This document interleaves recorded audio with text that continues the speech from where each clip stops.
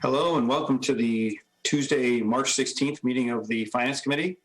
Pursuant to the Governor's order suspending certain provisions of the Open Meeting Law, General Laws, Chapter 30A, Paragraph 20, as well as the Select Board's emergency order dated March 16th, 2020, the Finance Committee will be using remote participation for this meeting. The audio of this meeting is being recorded and will be posted to the town's webpage within 24 hours in accordance with the Governor's emergency action requirement of keeping the public informed of actions during this meeting. I would ask that all participants remotely attending this meeting please state your name for identification purposes each time you speak throughout the meeting. At this time, I will take a roll call of attendance. Ms. Zemer. Here. Mr. Alfred. Here, and Tim's giving me vertigo. Okay. Mr. Maxwell. Hello. Hi. Here. Mr. Murphy. Here. Ms. Nersessian. Here. Mr. Whitaker. Here. Okay, we are officially in session. Now, what were you doing, Tim, that was giving Dan vertigo? I was deleting old backgrounds. Oh, I see. Okay. Okay, so first up, we have any administrative stuff. I know that Mark sent out 2 sets of minutes for approval. I looked through, I don't know if everybody's had a chance to look through them, but the one thing I would say is that I definitely want to re-review February 23rd. I read it again, and I have more changes to make to that one. So I'll postpone approving those, but if everybody's good with what I think the other one was March 2nd. Yes, sir. Right. So if everybody's good with March 2nd, I think we can move to approve. Motion to approve the minutes from March 2nd as presented. Second. Okay, any further discussion on that? Proceed to a vote. Ms. Zemer. Aye. Mr. Alfred. Aye. Mr. Maxwell. Yes. Mr. Murphy. Yes. Ms. Nersessian. Yep. Mr. Whitaker. Yes. And I vote yes. Okay, so we've got that one approved. I will make sure I get my corrections to Mark so that he can distribute for the not only the 23rd, but also we have last week's minutes. I haven't gotten them back to him yet for a presentation, so I'll take care of all that this week and we'll get caught up on minutes hopefully. Okay, is there any other administrative business that we need to take care of? I haven't heard of any, so I don't believe we have anything there. Okay, so first up on the agenda before we get to our budget reviews is the discussion of the request from the town clerk concerning the revised request she submitted for additional hours. So Liz, I see you're on. If you want to talk to us a little bit about that, and we'll go from there. Sure. Hi. Thank you for taking the time to review this with me. I'm not sure where you want me to begin. Let's see. Well, just tell us about what the change is, what and why it's necessary. So I have an open position in my office that was 18 hours, and I'm requesting to increase those hours to 25, based on a lot of changes to the office over the last several years. We've taken on new responsibilities and some duties have increased with the laws being implemented, with new laws being implemented. New and increased responsibilities are included records access officer for public records requests, early voting and vote by mail. That's a huge undertaking. Automatic voter registration, I think I showed you the numbers on that, and the process, which is very cumbersome, and you have to get all the way through the process before you can find out if one is a duplicate or not. So that's very time consuming. Okay, so let me ask you a question. So you presented to us a little while ago in your original budget. Has anything changed from, I mean, is this just you went back and looked at the resources and decided you need more help, or is this something that changed after your initial presentation, like somebody left or there was a staffing change of some kind that necessitated this? A little bit of both. So I did let you know ahead of time that I was going to ask for the more hours. Mm-hmm. I hadn't had the time to prepare that by the time it was time for me to present my budget in January or at the beginning of February when I did it. So I needed the time to go through all of my data and put it all together and present it to you in a way that you can see the need in our office. And since that time, yes, I am down a staff member. That part-time person has resigned. So I have an open position in the office. Okay, so the part-time person, I'm just trying to make sure that everybody in the committee understands the groundwork for this. So your original budget had money for a part-time person who's now no longer there, but you're planning on refilling that part-time position, and you want to extend the hours, increase hours. In other words, it's not that you're increasing hours to replace the part-time person. You're replacing the part-time person and increasing hours, correct?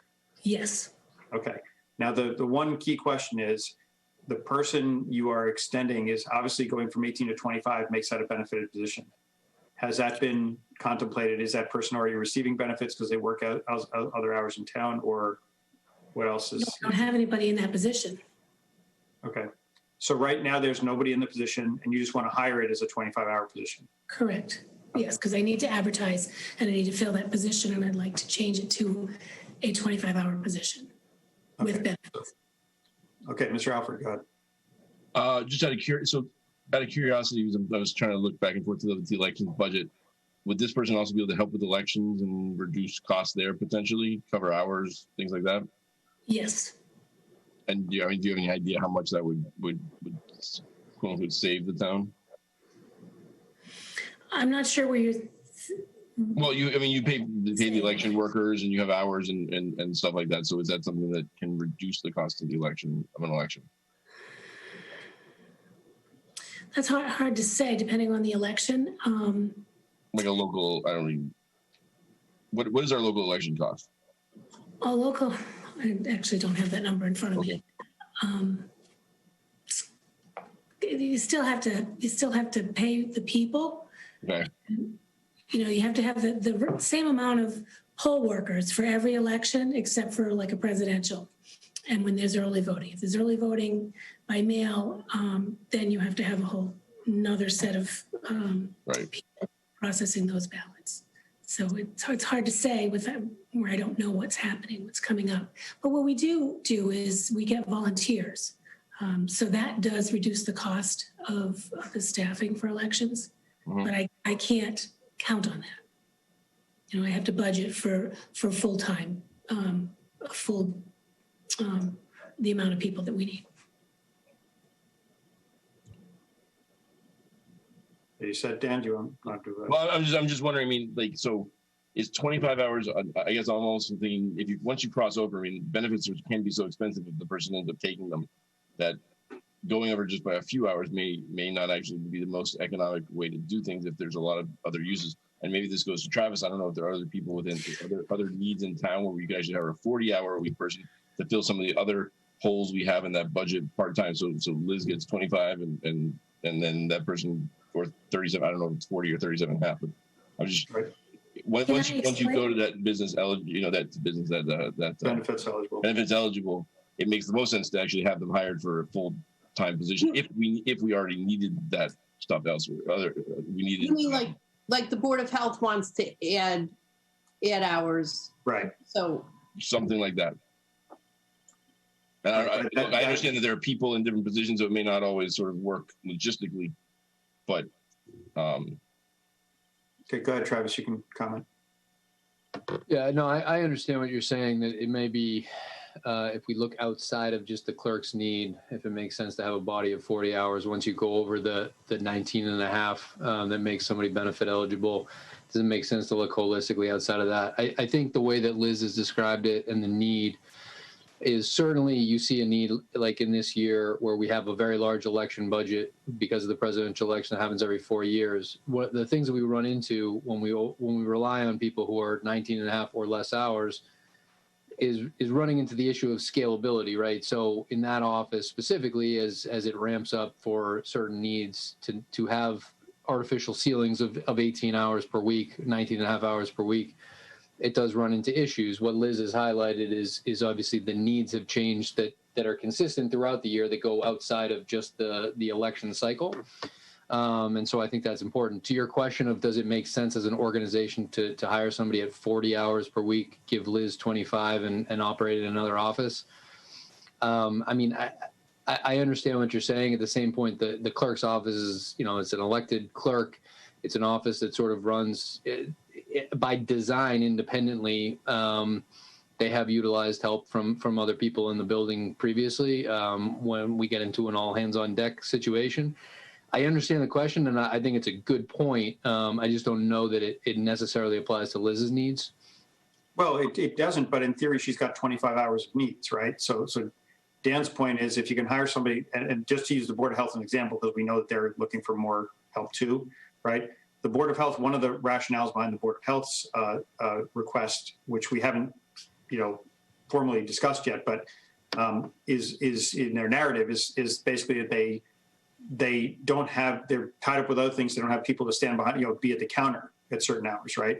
So you could imagine a situation where you say, okay, you hire a 35-hour, whatever week person that works with Liz, 4 days a week or something, and 1 day a week they work the counter to free up the person in the Board of Health to do Board of Health business or something like that, so that the person gets 35 hours total. Liz gets the 25 she needs.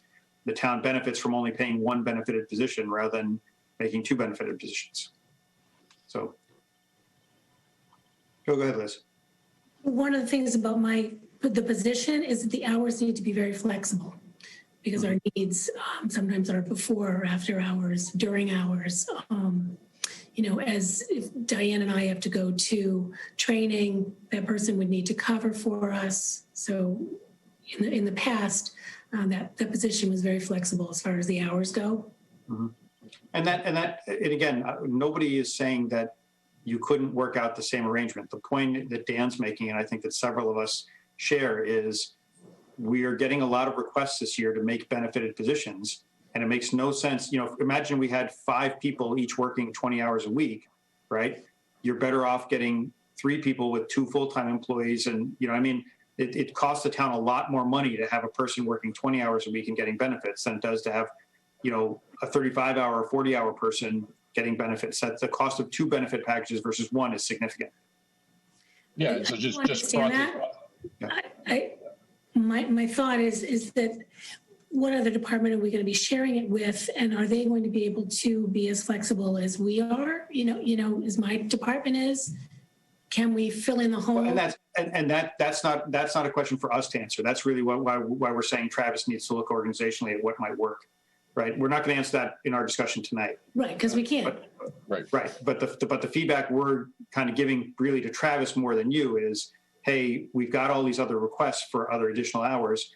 Can we combine some of these into a full-time person that might be yours and somebody else's and save the town the money of a second benefits package? So that's really what we're saying. So don't look at this as though we're for or against your request. It's just from our perspective of the whole town's employment and the town costs, it's a better deal for us to get one person that meets your needs and could meet needs of other departments as well. So we're still a small town, right? We don't have, hundreds and hundreds of employees where things are, you guys have proven to be very collegial. So. Yeah. So we'll see. Okay. You all set, Dan? Yeah, I'm good.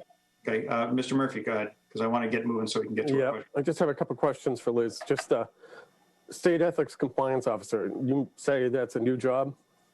And I'm looking at all the different things.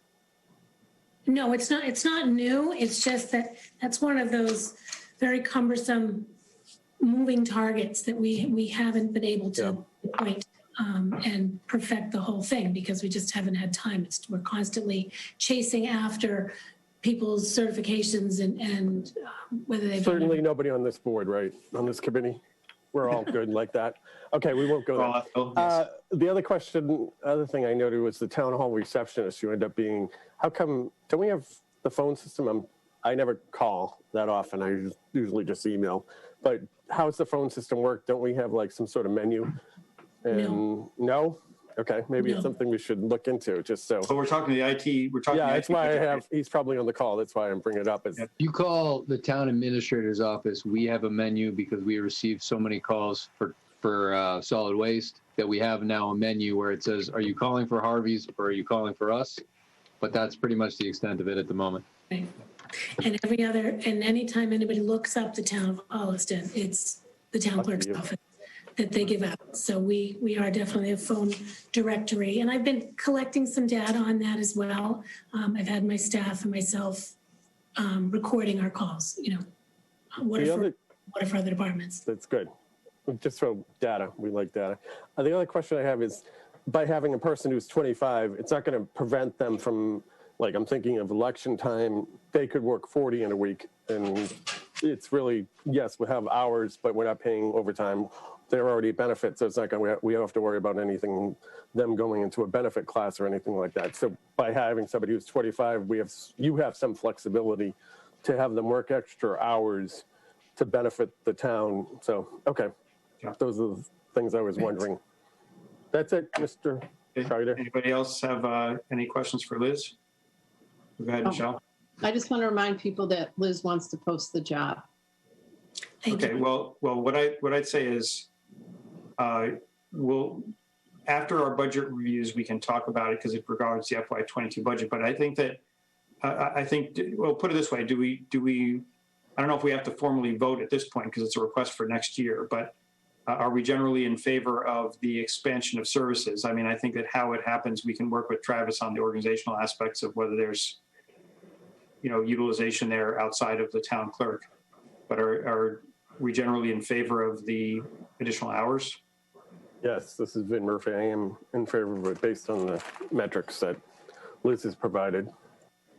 I would like the posting to be broad enough that we could, in theory, the person that we hire is not someone who necessarily, they couldn't go to more hours. If we're going to do it now, I want to, I don't want to hire someone that says, 25 is the most I have. I've got to do this, that, and the other thing. And, I would echo that, Dan. I think you're spot on. I think we have a lot of needs in town, and I think getting someone at 35 or 40, whatever the standard is, would be much better. And then there's flexibility to go help out in other areas that people need it.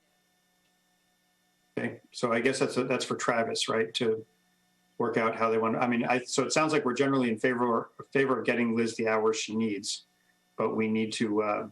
Right. The problem is if you post for 25, you're. No, I know, but that's why I said Travis has to do kind of the, can we leverage this? And if so, he can talk to Liz about posting it for more hours and combining it with something else. I'll follow up. Okay, so generally we're good with it, Liz. We just have to work out these organizational logistics, so. Thank you. I appreciate that. And Travis and I can work on that too. Okay, so you don't have to stick around if you don't want to, Liz. Okay. Thank you. Move on to the actual budget review part. And number one should be Parks and Rec, and I see Mr. Frank here, as well as others associated with that. I thought IT was first. What? IT's first. No. That's because I'm an idiot and I typed it twice in the thing. I moved IT. I didn't mail it to everybody on the committee, but I switched the order because Chris had to run these other meetings, so he requested to go to the end. So I slid everybody up. And then I amended the agenda, but then forgot to take him out. So he's listed twice now, but he's going last. Okay. So Parks is first. Mr. Chair, if you don't mind, just for, because you have quite a few people here watching on HCAT and anybody at home. The FinCom has all these budgets in their drive, but they're also available through the website. If you go through the FinCom's page to the left, you can view all of these pages that they'll be viewing. Thanks. That's right, Travis. Okay. Very good. Okay, Mark, you can take it from here. All right. So our budget is just the salaries of myself, the assistant director, and we pay 25% of our field supervisor, which is a highway employee. And then the only thing that we are adding, which is something that we haven't had that I'm proposing here, is a buildings and grounds maintenance line.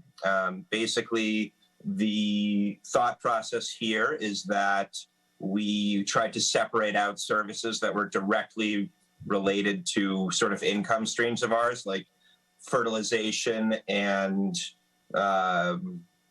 aeration and things that basically turn grass surfaces into athletic surfaces and, painting and lines like that. That would all still come out of Parks Revolving. The money that we're seeking is more related to general use. So that would be things like tick and mosquito treatments at the parks, aesthetic things like deep root fertilization for the trees at some of the parks, things that don't tie directly to any of our revenue streams. So the thought process is to just get some tax support on sort of just the the parts of the operation that are just, sort of more associated with general use as opposed to things that we are, seeing revenue come back from. So it's a 5% increase. It's $7,600 actual dollars. Obviously we've had a tough year revenue-wise, not being able to rent out any fields or basically run any programming. But I will say that since this document has, since Sharon got me this document, since we opened up registration for spring and summer, we've already taken in over $100,000 in revenue beyond what you're seeing here, just in anticipation of sort of a more normal operation in terms of late spring going into the summer for camps. So it's looking like certainly a much brighter year in terms of the operation. I'd say that there's a strong chance that we return to a profitable year this year, being able to sort of use some of the lessons we had in COVID just in terms of keeping costs down at the waterfront staff, but still being able to run sort of a fully operational summer program. So that's what we're looking at. And, the goal hopefully is, if we can, start to, the other thing that I would say is that this is sort of not the long-term solution that we want. I don't think I would see us putting a grounds and maintenance line into the budget every year. This is sort of a stopgap until we can figure out a more sort of permanent solution. Hopefully, we've started the conversation with myself and Travis and James and Sean to try to figure out sort of how to bring some of those contracted services, in town that just in-house that, might serve us a little bit better. It's more of a model that we, that we see from some neighboring communities.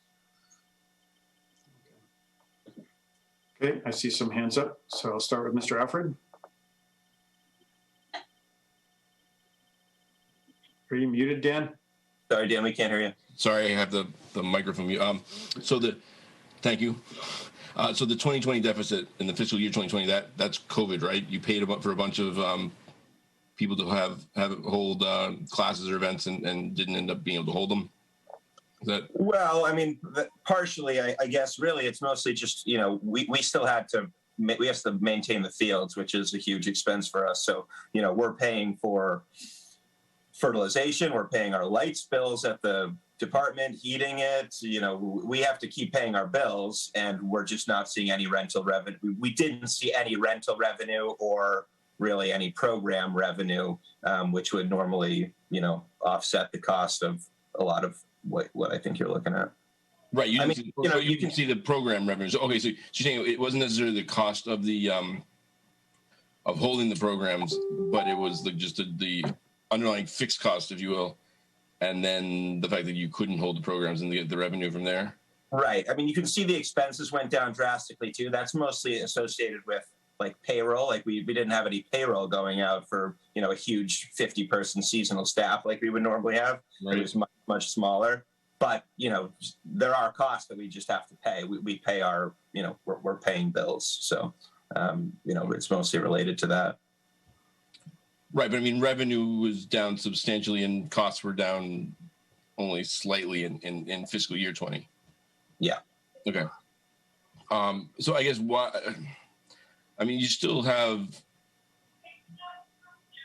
a fairly healthy balance. I guess why the 10 or 9, 7,000 now, what is it just because the revolving fund balance is getting a little bit lower than you'd like? Yeah. We just, we think some of those things should be, supported by a tax base rather than, out of something that we're not going to be able to get any money back from at a point when we're in a fairly tough spot based on just having not had any revenue from any of everyone wants the tax base. Yes, hang on a second, Dan. What do you want to add, Travis? No, I think from a revolving fund standpoint, a year where you lose your revenue shows what things you were doing that were not actually necessarily related to revenue, right? So maintaining the fields is something that we as a town are doing. And whereas the rec department was generating revenue and so was therefore paying for a lot of these costs, it doesn't mean that everything that they were paying for through a revolving fund was most appropriately being charged there when some of those things need to be done regardless of the revenue, right? I mean, that's the idea behind the revolving fund, right? I think COVID highlighted the fact that a lot of things were getting charged to a revolving fund that the town needs to continue to do regardless of whether or not programs are being run. And so, I think, Mark, what you put together here is some pretty basic stuff that the town needs to do and they've overseen, but at the same point are not related to programming. It's things that we need as a town. I mean, I get that, but I could also flip that and simply say that you still need to do these things, but get the revenue to be able to hold the events that you're getting the revenue from, right? I mean, yes, it does benefit a broader swath of town, but it still would need to be done for the revenue. But let me ask you, Travis, another question. Could the CARES money be actually used to cover some of the deficit that we saw from lack of being able to hold programs that would fill some of the hole and allow? I mean, because here's the thing: everyone wants tax revenue, right? But if we can use CARES for this, which you can't use for everything, that would be a strong preference that I would have, rather than starting to dip into tax revenue, which we know we're not, which we're tight to in a hole on. So I would say, we had the same general conversation when it came to a program like the extended day program on the school side, and looking at the way that the CARES Act was written and this is going to be different from the most recent round of funding that I'd sent out some information on. We can discuss later tonight. That specifically says it can sort of make up for revenue shortfalls. CARES is expressly written to not be making up for your revenue shortfalls, right? And so in terms of a revolving fund here, the extended day side is a similar sort of type setup where programming revenues support the expenditures. I would say no to CARES, but potentially with the new American Recovery Act. Let's throw a little yellow sticky on it then, and we'll come back to it once we have better details on the other sort of funding.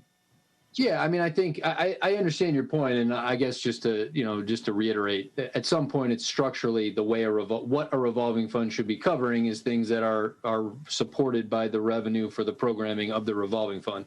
That is the essence of a revolving fund. But I won't speak for Mark anymore. I don't disagree with you, but I would like to have that conversation as a broader conversation rather than just sort of having a sort of a, we decided we don't want to use the revolving fund anymore now, so we need $10,000 more. That's my only thing, is like, let's just have a conversation outside of the budget process, or at least outside of this budget meeting, maybe with the liaisons or something like that. We can try to start, seeing if there's a better way to do this more sustainably, and whether it should be that something that there's more tax dollars. Yeah. But also keep in mind that I'll just point out for the record that parks revolving funds are different statutorily than regular revolving funds. So that's, again, that's a discussion for another day, but I'm just saying that there are different statutes that govern. If it turns out the statute says that the town or something, should be paying for it and not the revolving fund, then that, that. No, I'm just saying that parks revolving, the model that Travis is suggesting is like we use with the building inspector, where every direct expense is directly associated with the revenue, right? Parks revolving funds are different because they're meant to be accumulative funds for capital expenses and things like that to maintain the facility. So it does deviate statutorily from the traditional revolving fund model. That's all I'm saying. But again, we can have that. That's a conversation for another day. So are you all set, Dan? Yep. Thank you. Okay. Ms. Zimmer.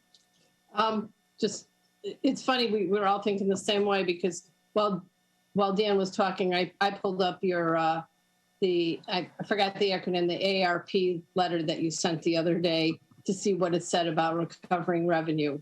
That's what I was looking at. But I actually had some questions for Mark, and that is, you're registering people for summer programs and spring programs. So how is that going with like vaccinations and social distancing and all of that? Are you don't have DESE telling you what to do, so who gives you guidance of like how far apart people have to be? And sure, yeah. How does that work? Yeah, so that varies based on what the actual program is. There are state guidelines based on what phase you're in for all sorts of different activities. So we take those, and I consult with Scott Moles at the Board of Health, and then we sort of put forth a plan for, whatever the specific activity is based on, state guidelines on limits and spacing and mask wearing, and all of those things. So, generally we run all of our programs to sort of the most, as close to the guidelines or, even exceeding them in terms of safety as best we can. But, it's certainly not going to be a full slate of spring programming. Almost none of the indoor stuff that we would normally do is going to be taking place. I mean, we were running programming where we were busing, 100 kids from Placentino and Miller over to the building every Thursday afternoon, like, for indoor types of programming. That stuff is out the window. What we're looking at really is almost exclusively outdoor stuff, and then sort of a more normal summer camp program than we had last year. We ran a summer camp program last year with extremely low volume. It was about a third as large as we would normally have it. We're sort of meeting it in the middle this year, where we're looking at maybe 60 to 75% capacity of what we'd be under normal circumstances. And the state put out a great set of guidelines for basically how to operate a camp safely, cohorts of kids, just like the schools have, that don't intermix. So we're prepared to run camp that way, sort of under the most restrictive guidelines that we had last season, and then hoping that we can, hoping that the restrictions ease a little bit and we can do some larger group stuff outdoors, obviously masked if necessary, and go from there. Good. I'm glad you're able to do something. That's really good. And like, a lot of the stuff that was indoor programming, art programs and music classes, we're going to be taking those. Anything that could be done outside, that's just our plan, to try to move all indoor stuff outdoors for the spring, and then hopefully be operating a little bit more normally over the summer. So. Okay, and then one other question. I don't know if it's for you or for James. How's the building? Your roof and everything fine? The roof is great. It's just a little over a year old, and we've stopped having constant leaks in all of our offices, which is lovely. James helped facilitate the railing, which I've been bothering Travis and everyone else who will listen to me about for as long as he's been here.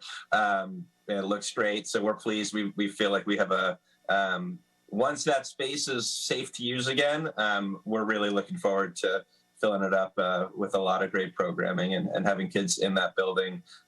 We've done a lot of great things to the building. We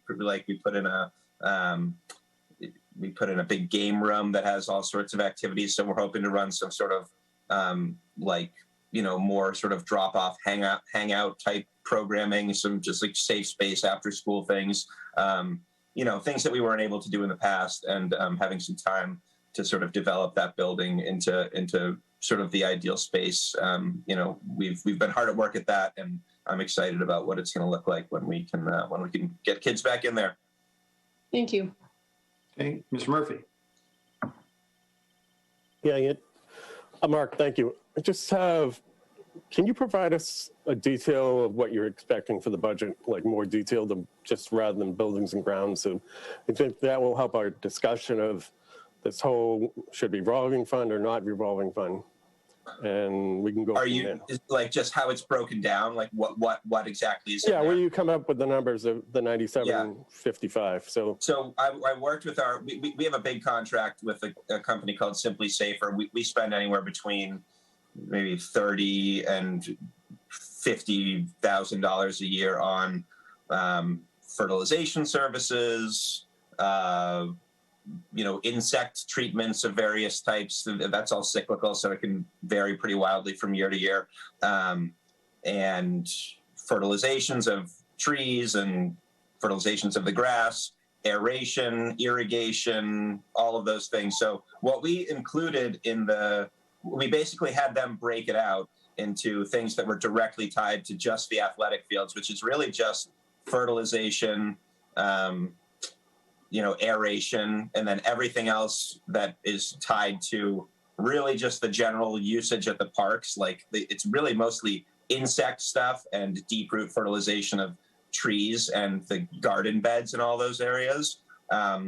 that's really what the $9,000 is exactly. It's insect treatments at sites that are used by just anybody, anybody in town, and then just sort of those aesthetic, gardens and tree fertilizations.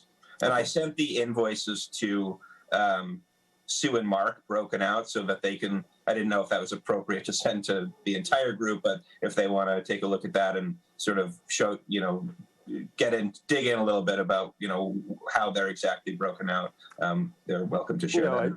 That's more than enough. That's very helpful. Thank you. Okay, any other questions for Mark? Okay, I did have one, which was we've been so focused on the $9,000 that I noticed your administrative assistant going down by 2,300. Can you explain that? Is that a reduction in hours, new position, new person filling the role? Yeah, new person filling the role, Lisa DeLuzia. Oh, excuse me, I don't know if I'm supposed to talk about specific people here. The previous assistant director took another job in town, and we have a new assistant director. She had actually been our clerk. She was the secretary in our office, and then we furloughed her in the fall, sort of right after our summer programming ended. We just didn't have enough work without those after-school busing programs and without the ability to run any indoor stuff.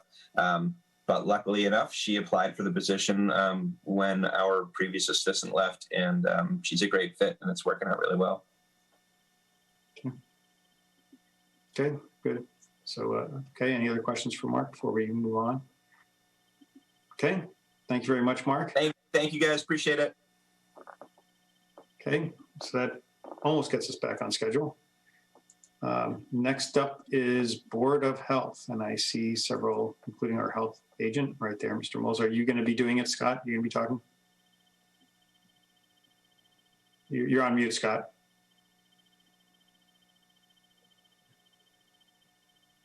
Okay, so I don't know. Are you going to be presenting the budget, or? Yeah, I'll start with the budget. I'll start with the presenting of the budget, and I have the board here that's available also for any questions that need be. Scott Moles, the health director, and upcoming is the budget that was voted on February 16th by the board.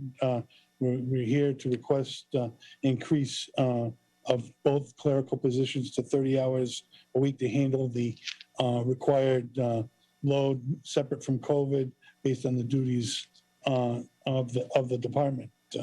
We did do a couple of small reductions in the professional development because a lot of those can be done online, and reduce the inspector salary by $1,000 as a result of not having a paid animal inspector at this time. So on February 10th, the board sent the finance committee a letter that I'll touch base, that I'll go through. Basically, the department team consists of the health director who is full-time, current clerk that's 21 hours benefited, another clerk that's 18 hours non-benefited, contract nursing, food inspector that's contract. We have a substitute Title V inspector that's gets as invoiced per request. Animal inspector, which is currently vacant. Burial agent, tobacco compliance officer is being handled through a regional grant, and the barn book. We have a barn book assistant that's a volunteer person through the town.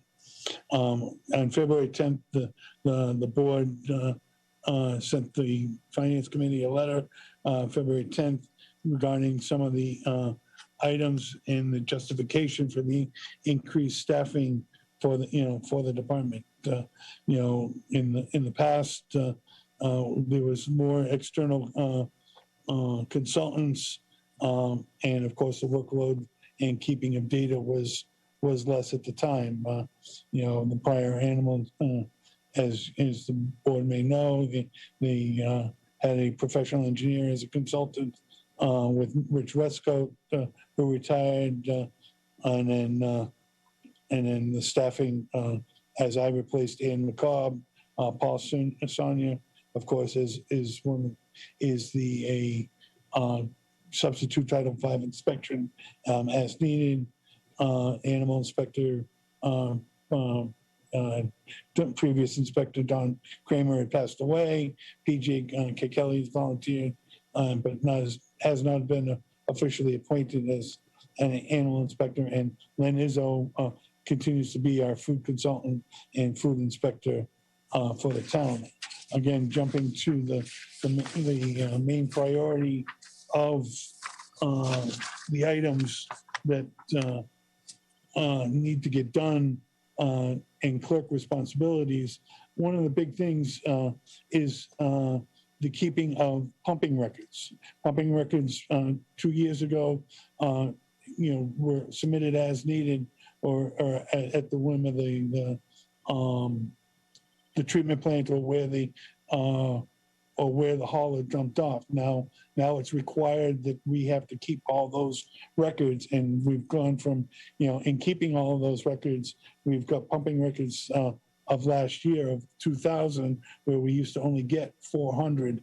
That it needs to be put in the database, because when you take in, do a Title V inspection and need to take in, sell your house, if the Title V is good for up to 3 years, if you can demonstrate that you've pumped it at least twice within the last 3 years. And the only place that you're going to get those type of records is through the Board of Health as keeping of those records. Again, some of the health clerk's responsibilities, again, handling of paperwork, databases. We have food permits that, again, we provided a whole attachment of the paperwork that's mandated and required for the department, separate from COVID. Again, we normally run a fall flu clinic. COVID this year didn't happen. That's handled through the revolving inoculation account that did provide for some extra hours. But again, we hope to get back to a new normal and provide for a flu clinic. And the way the COVID is set up, this and the priority by the state has been the big regional clinics, not individual towns doing clinics. So that's been a strain on the department. But again, we're working on that. Have worked on that. But back to the focus is the clerical work separate from COVID that has to get done, and as part of statutes. The mosquito control, the beach water testing that goes along with parking rec. The bond book that is required to be done annually typically is delayed until June as a result of not getting to every bond where it was done sooner. We still have the sharps disposal program at the CVS the containers are sold here at cost to the community, but the arrangements of picking up of those sharps is done through this office. And then again, we've got excellent senior staff that know their jobs. We've got to make sure that all the policies and procedures for future staff are going to be in place with all the mandates. Again, we'd love to run, a fall flu clinic. The recruitment that needs to go back into starting that over again is going to be extra on this year, especially with a COVID year. A rabies clinic this year, again, the state is allowing it to be delayed. Right, we recommend you go to Tractor Supply or some other veterinarian to get your rabies shots. Tractor Supply seems to be the cheapest, but again, we'd love to bring that back as a benefit for the town that we were doing before. last time we did the rabies clinic, it didn't cost anything. We had the volunteer vet and managed to coordinate the volunteer time and our time to have our last rabies clinic was free. So again, those are things that we work on and strive for as part of doing clerical items that need to be logistic wise done. We've Do you managed. want to pause and see if they have any questions? Yeah. Again, I think it's time to just really work on getting the clerks up to 30 hours to handle the load. That way, when we transition for new staff, we'll be in a good shape. Thank you. Okay, Mr. Stratford. Okay, so what are the clerks at right now, hour-wise? One is 21 benefited, and the other one is 18 non-benefited. Okay, so can this be covered? Looking to make them both 30 hours. So can this be covered by COVID for at least? I mean, I know we don't want to create funding lists and things like that, but sorry, CARES. Sorry. Yes, it could be covered by CARES. The question that they're bringing up is obviously the benefit eligible. That's why this conversation is happening. For the duration of CARES, the Board of Health could request to the Select Board that the additional hours be covered. Yes. Okay. All right. I don't particularly have an issue certainly with the benefited one going to 30 hours. My question is, why not bring the benefited person to full time and the unbenefited person just keep them where they are, and if they both want it, have an interview process and let the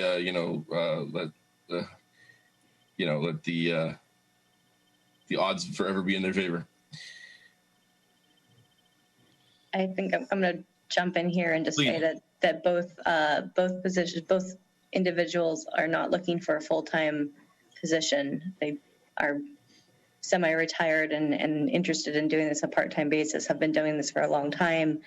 And, part of the need for getting this this support is to make sure that we're having the right longevity of the role and getting somebody trained to come in and take over in the next few years when these individuals retire.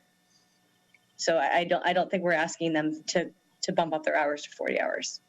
But that, to me, if you're trying to get someone sort of trained, would mean that maybe looking to do that switch now. Then I guess Yeah, that's what I was going to say.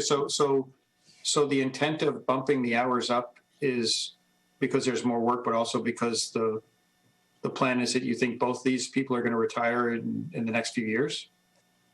So there's a need right now. There's a gap in the amount of work that needs to be done and the amount of availability that they have to do the work. There's a backlog of work that has been piling up over 2020.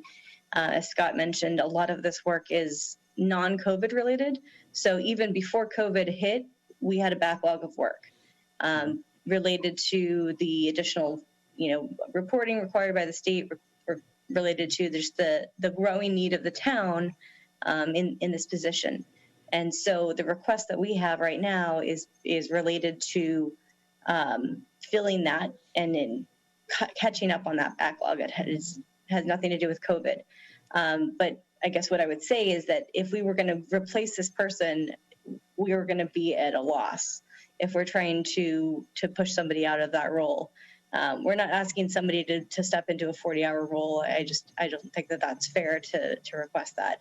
But the idea is that we need to get this backlog of work under control so that we can have that staff start to focus on training their replacements and having, some coverage over the next few years. Right. Okay. Well, let me just interrupt for a second, Dan, just so you can. I'm basically done. Okay. Okay. The question I'm asking is, you had mentioned that the two people that are currently there, they might be. You said. Now, again, I just want to clarify. Do you think there is going to be? I mean, obviously they may not have told you, but I'm saying, do you realistically think there's going to be retirement on the near-term horizon for them? I can't speak for them. I would say, I don't know, 5 to 10 years. This is a part-time gig for them. They enjoy it, and they're doing a service to the town. But I don't know exactly what the time frame is. Okay. Okay. Because there's you know, and this is something that, you know, logistically would have to be worked out, but I'm just saying that in the end, right, in the end, if both these people were to retire, then you could replace both of them with a full-time benefited person and a part-time unbenefited person, right? That would meet your, if you're saying you need 60 hours, right? You could hire a 40-hour person and an 18-hour, and get 58 hours out of that. And therefore If have both of these individuals were to retire tomorrow, I would need 3 full-time people. Okay, well, To run the department. I'm just being honest. The No, two and individuals that that's do it, fine. they can do it in their sleep. They've been doing it for many years and they are excellent at it. So we're trying to utilize them to the best of our ability and to also, you know, plan ahead for training the next person. So right, and so that was my point. My point was going to be, I'd have to think about it, but I'd almost be more, you basically have made a couple of statements. One is these people aren't going to be around forever. The other one is neither of them really, you don't think wants to work full time, take on move up to 40 hours.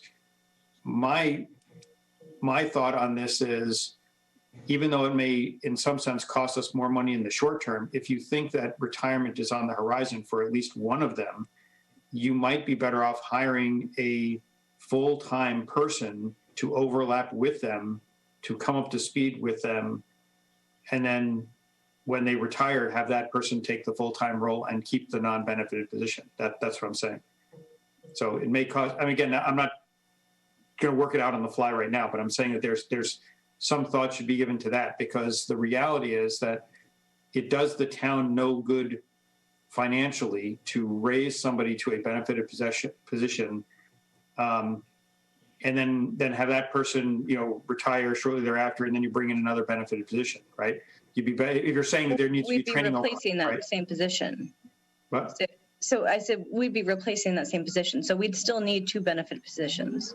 Correct. For the amount of work that we have. But if one of the benefited positions was 40 hours, you could potentially get away with one of the other positions being non-benefited. Right. That's my point, right? That's not what but I don't think that that's the case. I don't think we can get away with having, I mean, we're asking for 60 hours between 2 people. And those are 2 highly experienced clerks that have been working in this department for many, many years. To bring somebody else in, which would happen at some point, you know, once we get over this hump, that we would, yes, we'd potentially bring somebody else in new as a full-time position and they could train and you know, learn from them. But, you know, if we're talking 10 years from now, we're still going to need 2 full-time positions. I understood. But what I'm saying is I'd rather pay for a full-time position to be hired now and be trained to be as good as they are before they leave. And then when they leave, you have the ability to either bring in a second full-time person but I'm saying you don't leave yourself with this vacuum of, we're going to leave 2 experienced people, then have to bring in you know, more than that. I hear you. So you're saying to keep the current levels and then bring on another full-time person who's going to be or bring on somebody part-time who's willing to go full-time, right? If the issue now is you don't have 2 people that are willing to go full-time, right? There's thought to be, I'm just saying you've got 2 problems here. You're saying you've got 2 very experienced people that could walk out the door anytime because they've been around, you know, they could retire at any time, or they may or may not retire at any time, right? And then you'd be stuck because you need somebody who's trained. So I'm saying, so if you're saying you need additional hours, part of me says, now you bring on that person to train, so those additional hours are going into the replacement and so forth. And I'd rather see that be a benefited position in hopes that when one or both of these people retire, you can then entertain a second benefited position, but at least you've got somebody that can then do 40 hours as opposed to 30 hours. That's all I'm saying. So you understood. We don't need to beat the dead horse. I think you see where I'm going. Yeah. So you would be looking at a 30-hour benefited plus 2 unbenefited at 18 hours? No. To make up the. I'm not going to try to solve it here. I'm just saying that rather than raising somebody to a benefited position who is likely going, you know, is at the tail end, and you're saying you need to train somebody new, and neither of the people there want to work 40 hours. I'm saying I'd rather pay for the benefits of somebody who is willing to go to 40 hours, even if they started it at less than 40 to get the training and so forth, the overlap, to give you the extra help now, with the idea that when one of the people retires, you bump that person up to 40 hours, they're already benefited, and you can get them to, But I don't see where you have that. Right. I think that's a good I don't see where solution you're for going to get next savings year. that way. I think that's a good solution for next year, because this year we're in so much of a crunch with the amount of work that's falling behind and lagging behind with COVID, that asking our staff to add training on top of their current workload is an unreasonable request. Right, but the reason I'm saying this, and this is just strictly financial, by the way, that's why I'm saying this, right? The reason I'm saying this is then it makes even less sense to bump somebody up to a benefited position where next year you could be bringing in somebody benefited to, that's why I said it. If your point is it's a 1-year problem until you can get to the training, then makes even less sense to bump a non-benefited to a benefited position that's only needed as benefited for 1 year before you can bring in additional help. Let me ask you this. We just had a conversation with the clerk. They want to hire somebody. I know you don't want to train somebody, but is there stuff that can be done for 15 hours? So you keep the unbenefited person unbenefited. You raise the benefited person to 30 or maybe 32 even, maybe see how much you can get, and then take the extra 15 hours. And, maybe they just sort of are there taking phone calls. Maybe they're not doing the real detailed clerical stuff, but they're kind of covering some of the stuff that you don't have. Look, the budget's really tight this year. We're just asking people to be creative, and we understand that. Look, your department is very important, especially in this pandemic. But that we're just trying to get people to think creatively, and if you're going to be so locked in that you need these two people and neither of them are willing to go full time, then maybe we need to be creative. Okay. Well, that's why we were being creative with that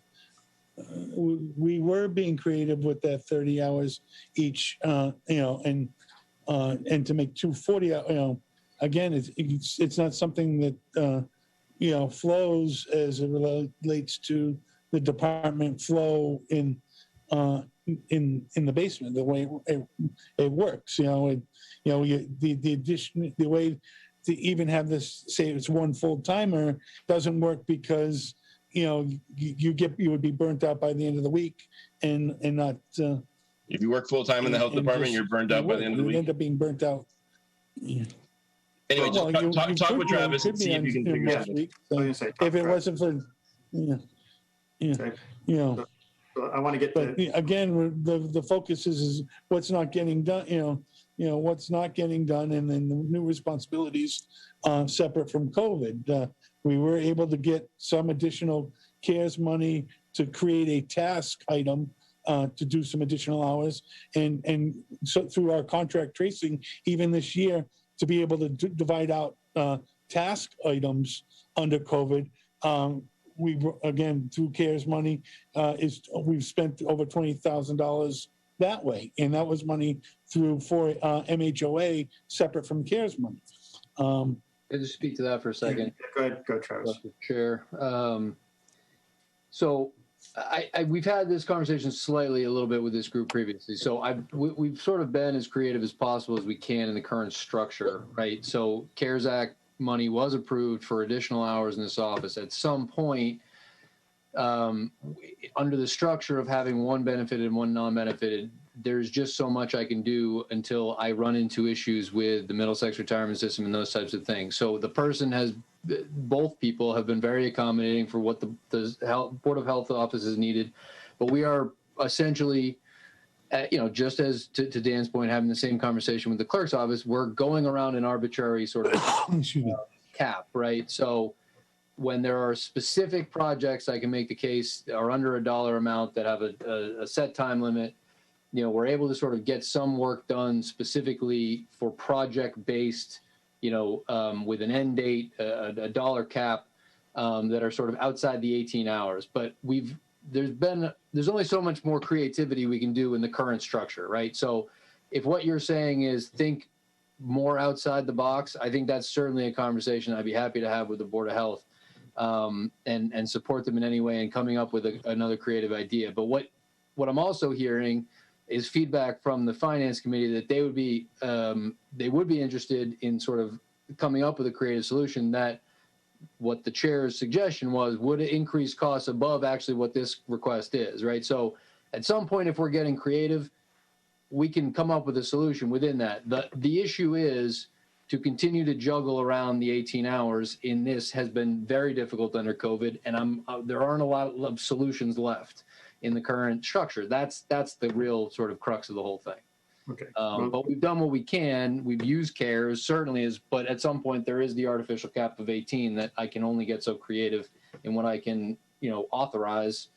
I mean, we can talk more about it in terms of creative ways to deal with it, Travis. We don't have to bog that down tonight because I think we understand the request and why it's necessary. Well, let me give the other members a chance to speak here, and then I'll give you one final thought. Okay, go ahead, Mr. Session. So I just want to make sure I'm clear. The number of hours that we're looking to increase are how many? 11. Increase it from, I'm sorry, from 39 to 60, right? 21? Okay, so 21 hours. And what Liz said is that she needed 25. So if we went to a 40-hour per week person, we've got 15, so we're short 6. And again, I just want to clarify. So we have some catch-up work to do, and that for the next year is really sort of where the focus needs to be. If I understood correctly, Laura, when you were talking, there's a lot of catch-up work. It sounds like There is, yeah. So COVID notwithstanding, this is work that would need to be done. That is additional workload on the department. And that work is still falling behind, continues to fall behind. So I can't quote you and say that that's going to be caught up in 1 year, but we are looking to make a dent in that and to get back to a reasonable amount of lag time within our workload. Yeah. And that's, again, outside of the COVID, pressures that we have as a department. Sure. But it sounds like, so we potentially have a resource with Liz, albeit it has to be flexible, as she described before, but that covers some of it. There also is the potential for CARES money to cover some of the additional hours. And then I like what Ken said. I think succession planning is important unless there's an abundance of people who have this experience. That would be sort of, people that we could tap into. But if we need to do succession planning, I think we should, if it's not now that we need it and we really just need it to catch up, maybe do some contract work, temporary work for someone to help catch up, and longer term look for someone who would be a full-time person that we could actually train up underneath these 2 people that ultimately will be retiring. So I agree with Dan and Ken around some creative thinking around this. I do agree that there's been quite a lot of additional requests this year that sort of are over and above, and I understand all of them. But I do think there's an opportunity here, just given what we've heard tonight, to maybe tap into some other ways and means to satisfy the needs of the town. Yeah, I just want to clarify a couple things to your points there. So this has been a need that we've been looking for and asking for the last couple of years. So it's not a new need that has just arose in 2020. And certainly, like I said, had nothing to do with COVID. This is a limitation that we've had for our staffing for several years now. And the second point is that this is a sort of a specialized position in terms of the history that we have within the department. So the individuals that serve as clerks right now, they can do their job because they know what they're looking for. They know, the history of these records that they're looking to file and need to report to the state. To teach somebody to do that job, I don't know the ins and outs of that. I don't know that that's something that they can just easily translate to somebody else. My understanding is that they need to have a trained eye. You can't just put a new person in front of it and say, go through this. It's not as simple as say, go find everything that has 2015 or earlier. It's, they have to understand, they have to know what they're looking for. So there is, an incredible benefit that the staff that we have right now that can do that skilled work. Understand. I guess I would argue that there are other people in the world that do this type of work that, and many people have lost jobs. And so And if they drop dead or quit tomorrow, then we'd have to fill that position and someone would have to train them. So again, I just would encourage the town and the Board of Health and Travis to just think about some creative solutions. I think there are plenty that are out there that we could think through and still come and satisfy the needs that's there. Yeah, I think if 2020 has shown us anything, that our department can be pretty creative with the resources that we have in the middle of the pandemic. Yeah. Okay. Thanks, Ken. That's that was it. Sorry. Thanks. Tim? Thanks. I just wanted to add a comment. I know one of the boards last year kind of got a little frustrated that maybe we were not the most transparent with our thoughts. And I wanted to provide my thoughts as I listened to this. Laura, you've done a great job of kind of explaining the need, and I'm not disagreeing with the need. You did a great job, I'm convinced. What I'm thinking about and worried about and concerned about as I'm listening to this and all the budget conversations this year is we have a limit with Proposition 2.5.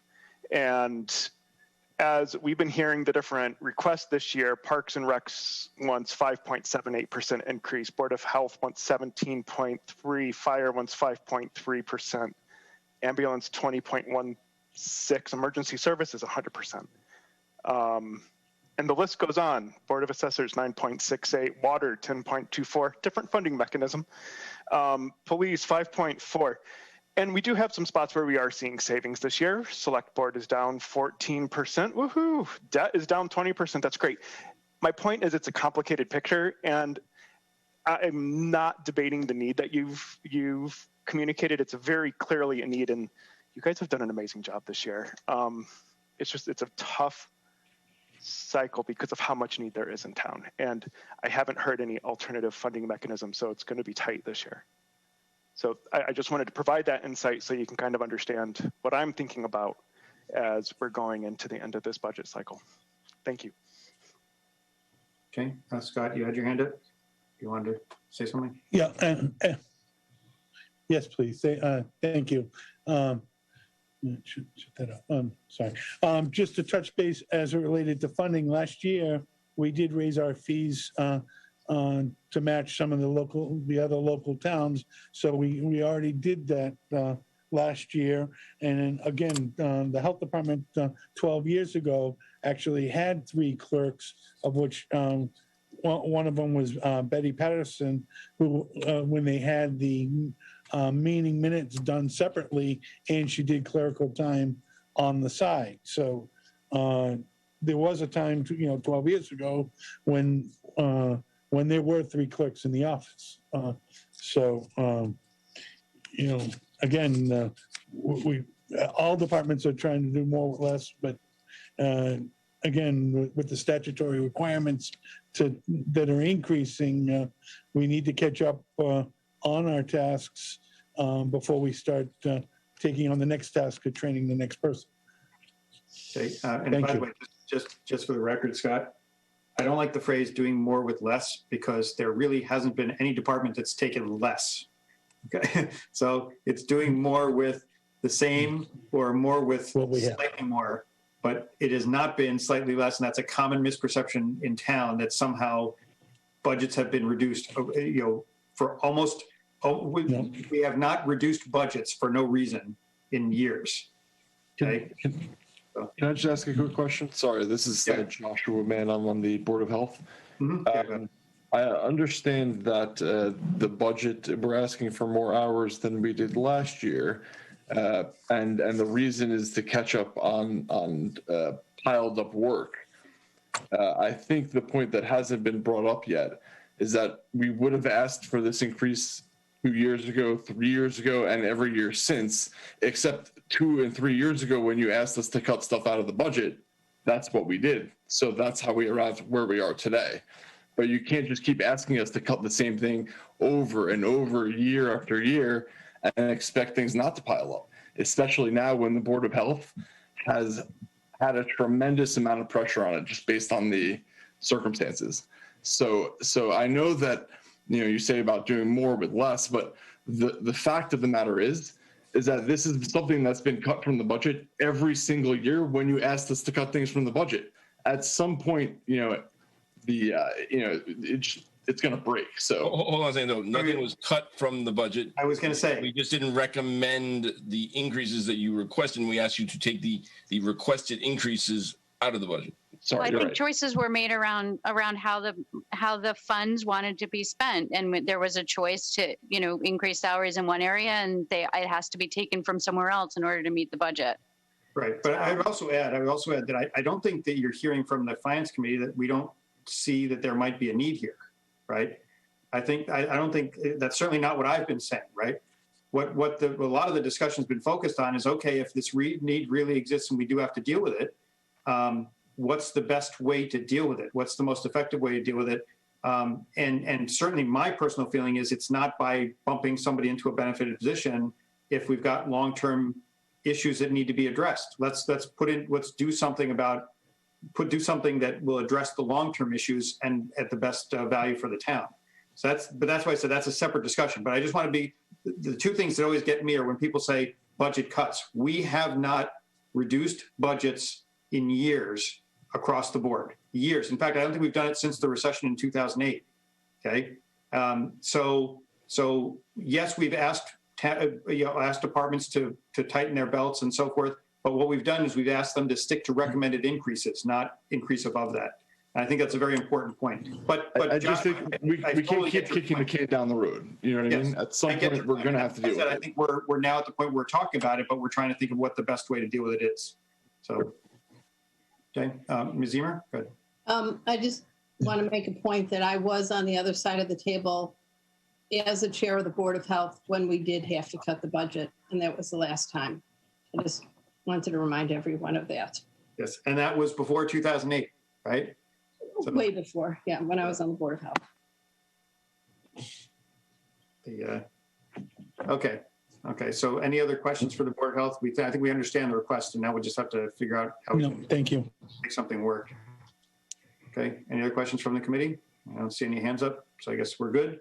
Okay, thank you guys very much. And just to echo Tim's point, right? We're doing our job, so to speak. It doesn't mean that we don't, I always say to people, generally speaking, if everybody hates me by the time we get to town meeting, then I'm doing my job, because that means I've said no to everybody. And then, after town meeting, when everybody realizes that everybody got said no, everybody heard no, they realized they weren't singled out. But we, definitely I can see the need, and we have to just work on what the best way to meet that need is. So. And can I just say one thing? I try not to get political, but I think it's really sad that a government body, we have to not argue, but this all revolves around health insurance. I just want to make that point. As I said, I'm sorry I'm getting political, but I just feel I have to say that. Okay. So, so anyway, so feel free to stick around if you want to, but you're free, free to enjoy the rest of your evening. So thank you, Scott. We don't. Thank you. Thank you all very much. We don't hate you, Ken. Thank you. Thank you. Thanks, guys. Yep. Thank you. Thanks for all your work. Okay, I saw Frank at some point. There he is. Okay, Frank, so you're next. You have to unmute yourself first. I was looking for the unmute button, that's all. Okay. I presume you can hear me now, so. So the first question I want to ask is, have you finished the process? We have not finished the process, however, we're pretty well along on it. We have two proposals plus our administrative budget. I can talk a little bit about those. We have a public hearing scheduled for next Wednesday, and I expect that we will vote on our proposals then. So I should have an answer for you, a final official answer for you as of next Wednesday. Okay, so what proposals do you have now? I mean, if you don't mind, I mean, No, I know you won't be official until next Wednesday, but obviously if you have a two count proposals. on what it is. Yeah, no, we've got a couple of proposals in front of us. We've talked about them. I don't think we have any substantive questions at this point. I'm not anticipating any further proposals coming in. So at this point, we have a proposal from the Parks Commission to replace the docks at Stoddard Park. And the equipment they wish to replace is reaching the end of its useful lifespan. The new dock they are putting, it's over 10 years old, which something that's exposed to the elements like that begins to break down, begins to present a safety hazard. It's warped because of the structure, and I'm reading from the application, because of the structural warping, the ladder doesn't attach as cleanly as it should, presenting safety issues. So they are proposing or requesting funds to replace the dock with a dock section that will actually be able to remain in the water over the winter. It is made to withstand the pressures of being frozen in and thawing out again. And for that reason should eliminate some of the installation problems and some of the installation and removal costs. And the request for this proposal is $5,800. So that's the first request we have received. That's from Parks and Rec. We've also received a request from the Holliston Community Farm on Rogers Road, and we had a good meeting with them last week. And they are looking for approximately $51,000 for a series of improvements that will make the farm more accessible, more functional, more usable. They are looking for money to install a well. They are currently on town water, and town water is expensive and puts strains on the town system. Installing a well will eliminate some of the pressure on the town system and allow them to provide irrigation for the community gardens down there. They are looking to improve the parking areas. They said the parking area at this point is essentially a muddy field.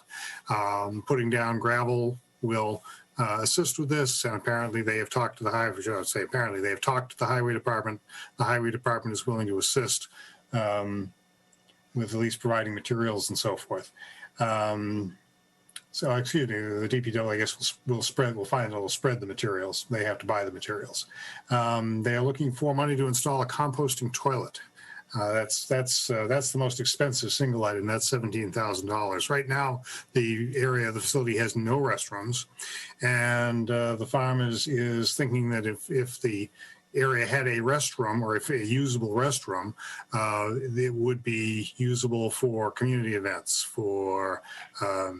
It could be rented for various activities, various functions, and so forth. Actually, possibly becoming a money generator to offset some of the operating costs of the farm. And there are a couple of other requests. They want to put up a sign. I guess the selectmen suggested that they go to the same sign maker for consistency as has put up the other signs in other town buildings, and those are fairly expensive. Those signs are fairly expensive, so if they're going to stay consistent, then they need the funds to do that. So that's the request. It's $51,500. We had a good meeting with the community farm people last week, and I expect that there may be some more questions when we meet again next week, but we expect to have a vote, and I would expect we could probably find a way to support the request, or at least a good portion of it. The final request that we will have is our regular administrative budget every year. We're probably going to ask for the same amount that we've asked for in previous years. We typically wind up giving some of that back to the town, but that covers our dues with the Community Preservation Coalition, which is the resource group for communities that belong to CPC, and they've been invaluable, making sure that we don't make potentially costly or legal errors in some of the things that we do. They provided us with advice and support, and made sure that we ask the right questions at the right time. They're a wonderful resource to have. And then, of course, our clerk who keeps the minutes for us and makes sure that we manage to record our minutes on time and so forth, that we also pay from the administrative budget. Beyond that, about everything else goes back at the end of the year, goes back into the fund. I think I think we'll spend around $3,000 this year out of the $5,000. So we'll probably ask for the same amount and return the same amount next year. So that's where we are right now. Okay. Michelle, you had a question? I'm not muted. I was just wondering what our state reimbursement is at now. Well, pretty soon it's going to be like bond yields, right? It's going to be negative reimbursement. That's what I'm wondering. Let's see if I can find that here. Because what happened with Framingham? Well, what happens? Yeah, every time a new community joins, there's no question. The way CPC works, there's a pool of money, And every time a new community joins, that pool gets spread a little thinner. So I'd have to go back. If anybody really wants these statistics, I can pull up the annual report. But I think we were down to around, we had at one point been close to a 75% match, and it's down in the teens. But still, as I keep saying to people, where else can you get that kind of return on your money? So, it's Right. still That's just another story. it's still good. Safetec, state distribution. So let's see, the state distribution for last year, we got $167,000. So Better than nothing. better than nothing. Right now, we have about $3.7 million in unspent funds. So we are holding, I think it's about $2.8 million in the CPA general fund. We've got about $315,000 in the open space fund, $379,000 in the historic fund, and about $211,000 in the housing fund. I did talk to the Housing Trust this spring. They are kind of wrapping up some projects and expect to be coming back for additional funding from us at some point in the future, but did not have a request for us this year. As far as everything else is going on, as you've probably seen, the work is underway on the floors for the upstairs town hall. So that's a project that's underway right now. I have not talked to James Keast since he came to our first meeting about a month ago to talk about the status of the various projects, and they had not started the library work yet. We're waiting for the weather to warm up a little bit, and I don't think from what we've all encountered in the last week or so, I don't imagine that has started yet, but the town hall work is underway. So, I mean, quite honestly, the town hall window repair work is likely to be a money saver for the town over time, because putting those storms on there is going to, I would imagine, will cut down the town hall heating bill quite considerably. So I see Travis is on. He can tell you whether he's been upstairs. I haven't had a chance to come in yet. He can tell you whether there are any treasures that came out from under the floor upstairs as they were ripping up the old boards. We've kept a few of the boards, and actually we're looking at a display to go in the front of town hall. Some of those may end up in there. Paul Saunier was looking to put that in. Couple boards that have some of the original names on it and those types of things. So we've pulled a few, put in the vault for later discussions on. They're on the subfloor section there. It has been very loud in town hall, but we all understand that that's the price of progress. The doors, they are ready to move off of one of the front doors onto the next section by the end of this week. Which will be nice because the one that they're working on is right on the other side of my wall. So a lot of that stuff is going on. And as Mr. Chamberlain mentioned, the library facade, I believe, if weather holds up, will start April 5th. And so some of the inside work that was done outside of CPC in the library and COA is being done. The CPC funded facade work is set to start April 5th, tentatively. Hey, yes, Suzanne?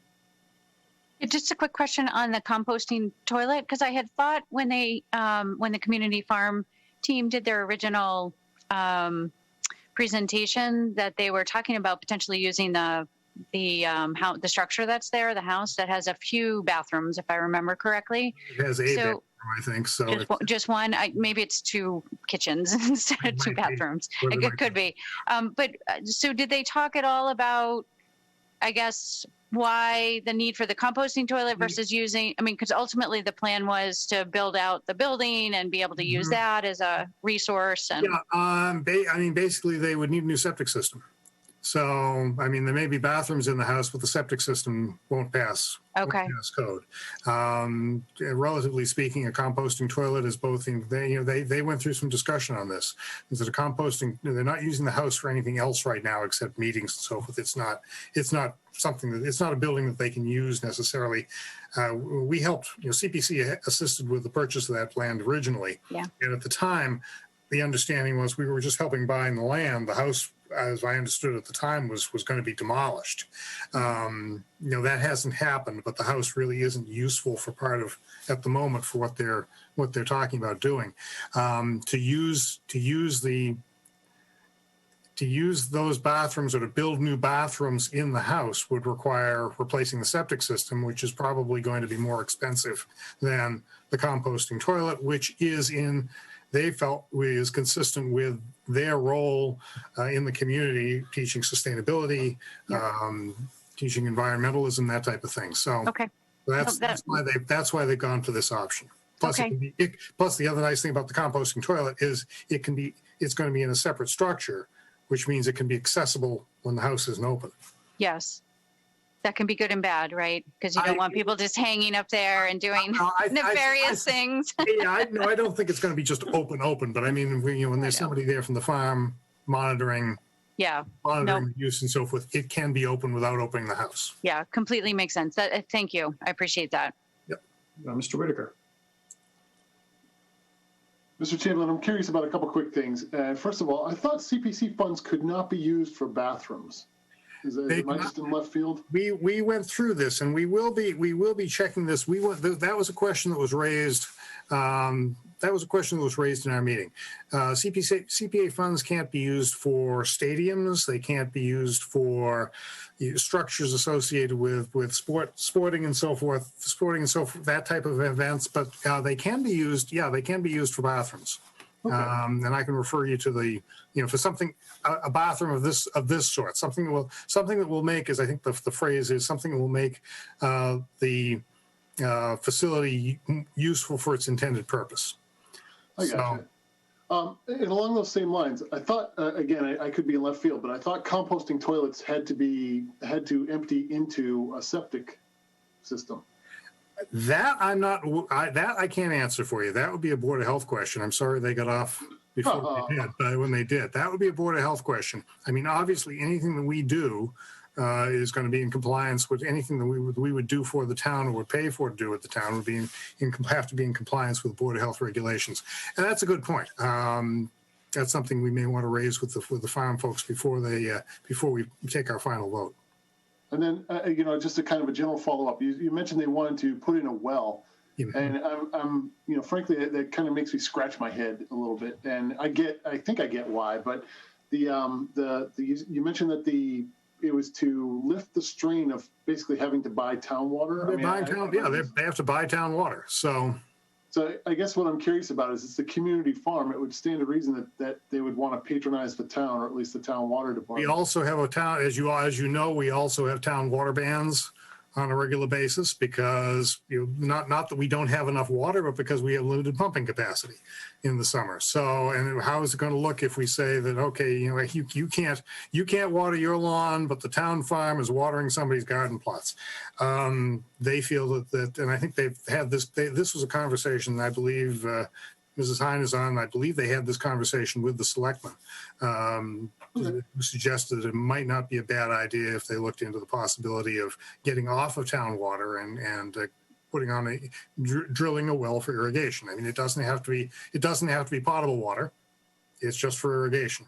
So it's going to look that way, by the way, regardless. So I mean, I know we're great with and with signs in Holliston, so maybe we should get some signs to put up to say that it's well water. Yeah. Just to make sure we add to our signage. If you're growing vegetables, there's only one type of well in Holliston. All water has to be potable. Yep. It all has to be potable. I was just going to say that. All right. No such thing as an irrigation well here. All right. Okay, Mr. Murphy? Oh, you're muted, Ben. Yeah, to harp on the water, I just want to point out coming from the same aquifer. So regardless of where the well is being tapped. No, you're shaking your head, Michelle. Why are you shaking your head? We have two aquifers in Holliston. And it depends how deep it is. If it's below bedrock, it could be a different aquifer. Yeah, my understanding also is a lot of the water problems that we encounter in the summer are more capacity related than quantity. We have a pumping limit. We have a permanent limit. DEP limits how much we can pump. Yeah. Okay, I'm done. Okay. Well, I do have some questions, but nothing concerning the financial part. So I'll save those. I'll talk to the community farm committee about people about that, about some of this, just because there are some things that don't line up with my understanding of certain things over there. So I'll, as I said, I don't expect you to know that. I'll just talk to them about it. So That's perfectly fine. any other questions for Frank? Okay, if not, then thank you very much, Frank, and thank you for joining us. I know you had a tough Yeah, and schedule thank you today. for coming early. I mean, not early in the evening, but early in the. This was good. I was able to hop off my Boy Scout meeting and come on over here. So without having to move my seat. So There you go. So, all right. okay. Thank you very much, Frank. All right. Thank you. Good night, everybody. Good night. Okay, next up, we get to see the man behind the camera. There he is, behind the recording, I should say. See, he finally has to show his face after being town of Holliston for the last 52 weeks. Sort of a little bit like Oz. That's right. Okay, so go ahead, Chris. You can take it away. Let's talk about. Are we? By the way, are we officially changing your department to be called IT, or is it? Because it used to be technology, but Travis keeps calling it information technology. So I'm like, you know, what's the formal name now? Is it? I don't know if there is a formal name. I would say technology, but it's one and the same, I believe. Yes, it is. Go ahead. Okay, so administrative salaries is staying the same as dictated in the guideline. A new request this year, as of right now, actually not as of right now, as of February 28th, the IT department, which right now consists of Justin, who was hired under the COVID CARES Act, and I have done 373 meetings, which equates to about 705 hours of meetings in the first 11 months of the pandemic. And we have allowed 7,273 participants into these meetings. Next budget cycle. Please don't tell us you want Justin to become benefited at 21 hours a week. I do not. We're actually looking for 2 part-time people. But half of those were planning board meetings, right? Like just, the number of participants. Yes, That's you right. are correct, but it's still participants. So we're looking for $12,636, which equates to 702 hours for 2 people, which is about 13 and a half hours total per week. That does fluctuate by the week because some weeks we're only doing 8 hours, some weeks we're doing 20 hours of meetings. New this year is moving from public buildings. I believe Travis and the facilities talked about disbanding the public buildings and moving the budget lines into facilities and IT. So we are looking to decrease the copy machine. We signed a new agreement which has a $533 savings. The next line is the postage machine. That is a lease, so that only includes a lease and a service contract. That is not the actual individual postage, which is paid out of communication lines from each budget. That is a new system that was signed last year, and there was a $500 increase. Professional services is increasing $1,885. This is directly due to $1,050 in Zoom subscription costs, and the additional cost is an increase in our antivirus subscription and bringing on 30 accounts for the police department, which up till last year did not have town-owned antivirus. Communications remains the same. Moving over from the public budget is the Munis and website computer licensing subscription. Munis is increasing by $12,516 this year. And then everything else remains the level funded from previous years. Okay, so the one thing I have to say before we go to questions is, I like how the budget goes from 149,000 to 292,000, and yet shows a 10% increase on the bottom line. Now I know why it went up that high, right? Because we moved the public building stuff in, but I just think it's funny that it just kind of shows it going up 10%. So anyway, okay. So anybody have questions for Chris about the technology budget or the information technology budget, depending on how you want to call it? I see no hands raised. So from a Zoom perspective, I just have a couple of quick questions, right? From the Zoom perspective, we now have 3, right? We have 3 town-owned Zooms, and that's sufficient to get us through all the meetings and stuff, right? As of the first first year, yes, we've been able to handle all. Occasionally, I'll bring in a couple school accounts to help out. Like tonight, we had 5 meetings, so I've used 2 school accounts to backfill our accounts. Okay. Is there a potential benefit, with regards to Zoom? I don't know what the price breakpoints are for accounts, but is there a potential benefit? I mean, let me ask the question a different way. Are we being stupid by having school accounts and town accounts? Would we get a cost savings by bundling them into town accounts? I don't think so. The town accounts have a few different features than the school accounts that we use on some of the easier meetings. We can use the school accounts there. Okay. They're more basic accounts. Okay. And the other question I have, which has nothing to do with Zoom, is you mentioned when you're talking about the administrative support, the $12,000, you said 2 people. I thought, so how do we get to 2 people? Like, I thought Justin was the one that was doing the support you needed. How are we now 2? Sure. How would now 2? Because at some point I would not like to have to spend every night doing meetings. Okay. So that's okay. No. I just want to understand, because we had the discussion earlier about supporting the part-time help. But then when you said 2 people, I said, okay, I thought that we had agreed that Justin was we're going to fund hours for Justin for next year. But absolutely. But like tonight you had 4 meetings, and every night we have usually 3 meetings. And so another person is needed to run the 3rd and 4th meeting. I see. Okay. Mr. Whitaker, you had your hand up. Chris, do we do Zoom? Do we buy that by the annual, or do we do that month to month?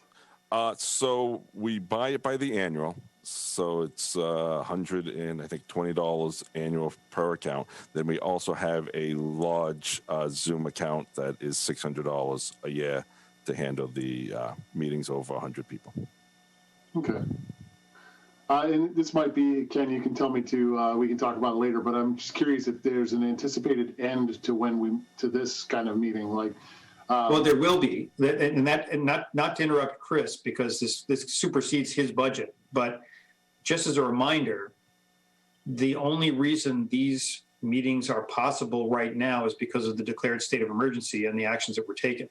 In theory, just hypothetically, if the Governor Baker were to end the state of emergency tomorrow, these meetings all have to go away because they do not meet the open meeting law requirements. The statement, that statement I read at the beginning, it says the governor suspended. Now, as a side note related to that, I have been in touch with our legislators and their staff talking about this, because after Karen Spilka and Carolyn Dykema were at the select board meeting last Monday, when I did some follow-up conversations with them, I mentioned to them, has the legislature started considering the lessons learned so far because of this, right? Because there are a lot of things that are now we're learning from these different law changes that will automatically go away once the emergency ends. And so I mentioned things like meeting minutes and things like that, where I said, right now the governor has this requirement that we post, audio recordings within 24 hours. Why can't that be replaced minutes, right? Why do you need minutes if the recordings are accessible?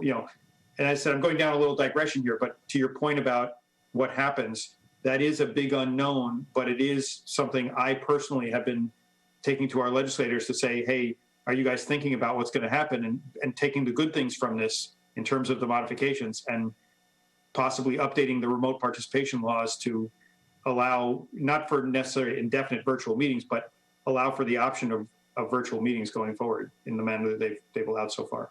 So yeah, the answer to your question is when the state of emergency ends, all this goes away. But, So I guess following that up is that in the event that, like you suggested, Governor Baker says tomorrow, no more, the additional positions, what are they're being used for other purposes as well? Or is it just specifically to support these Zoom meetings? Or just kind of curious what would happen with that. That's a Chris question. Yeah. I mean, right now they're being used to support Zoom. I don't think Zoom's going away. I think they will adjust the open meeting law where they will require these Zoom meetings to continue for the public definitely for the foreseeable future. It's not going to end on July 1st. So incidentally, I agree with your assessment, but I was just curious about that. I'm just trying to find out. Thank you. Yeah, well, and to be honest, as I said, that's the challenge, right? Because if you're not paying attention, so to speak, and the state of emergency ends, then, unless they take legislative action before then, all this does have to end by law, So they have to fix it if they want to have the Zoom option or things like that to continue. Okay, Mr. Alfred.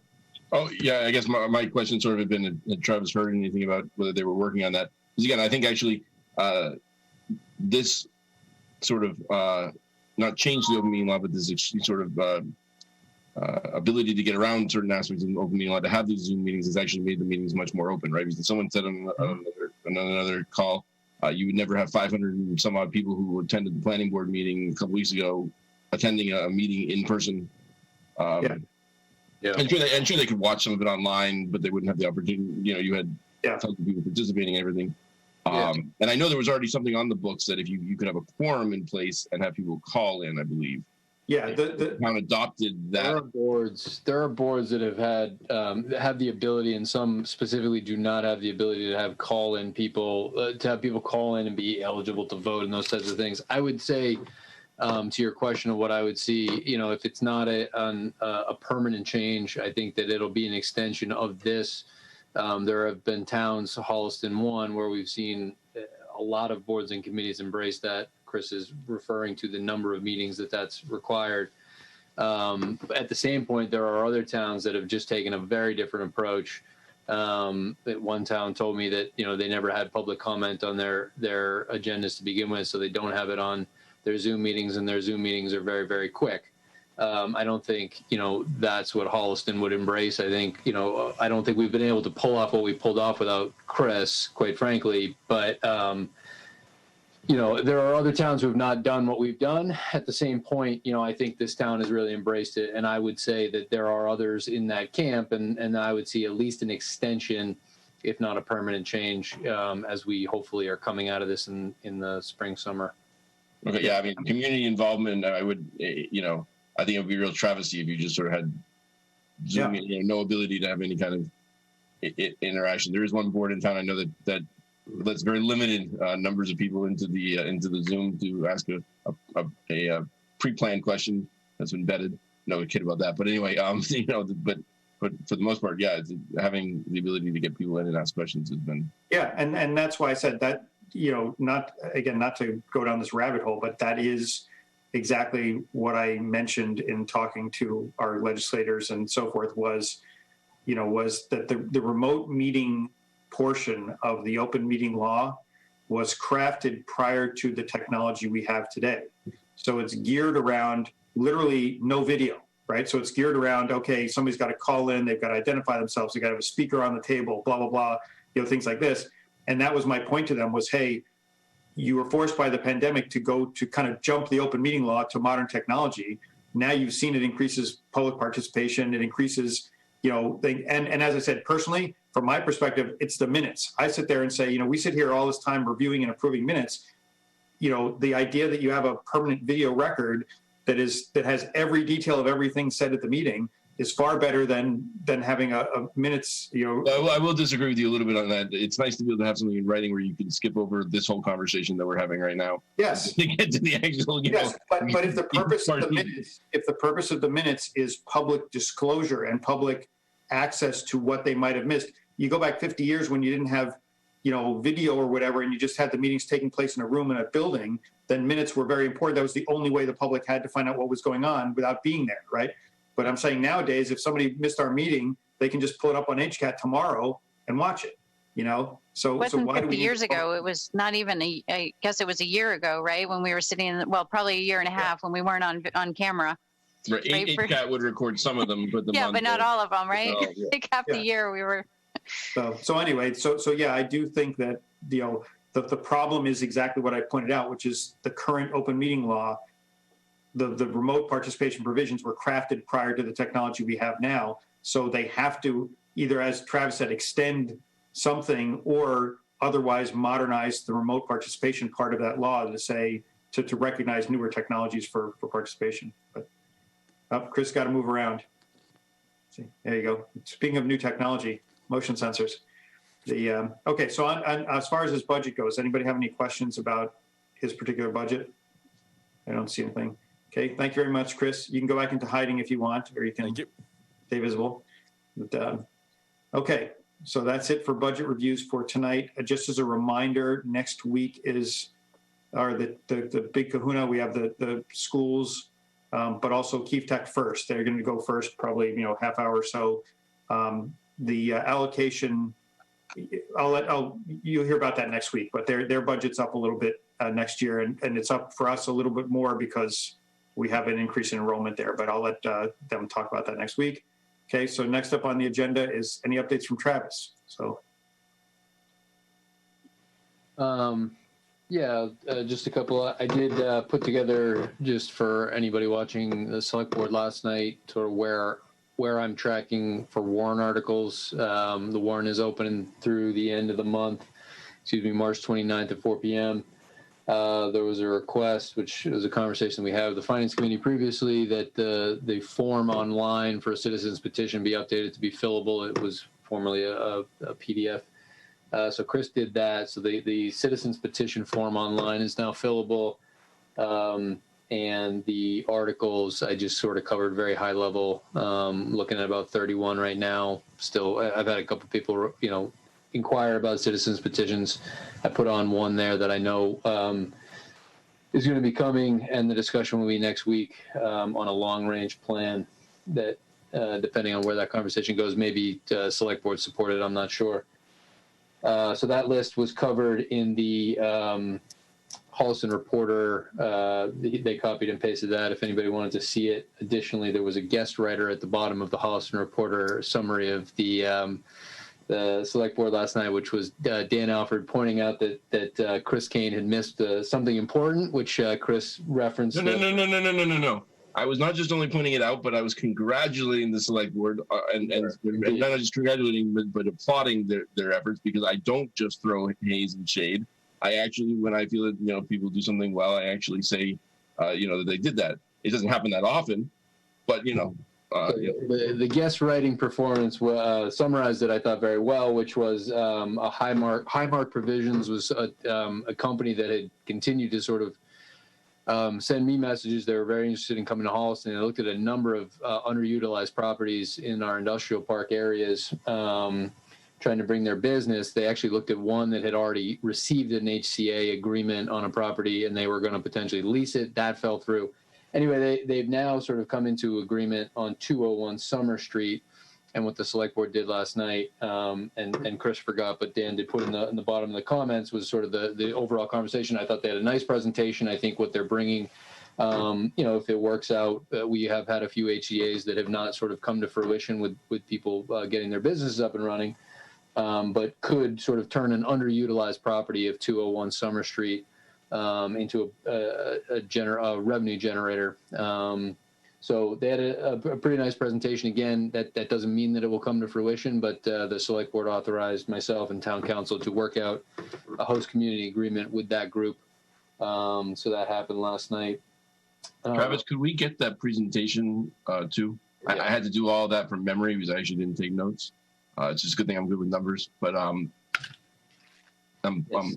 humble too. But yeah, but I just wanted to look. I wanted a little more time to look at some of them, but. Yeah, and I think one of the nice things about that presentation is, they've hired, they have a lot of professional support for what they're doing, and they've clearly looked at a number of factors for the Commonwealth of Massachusetts, the country as a whole, and sort of where these things are trending, and they put quite a bit in their pro forma, which I thought was, to Dan's point, well done. So I can get that full report from them.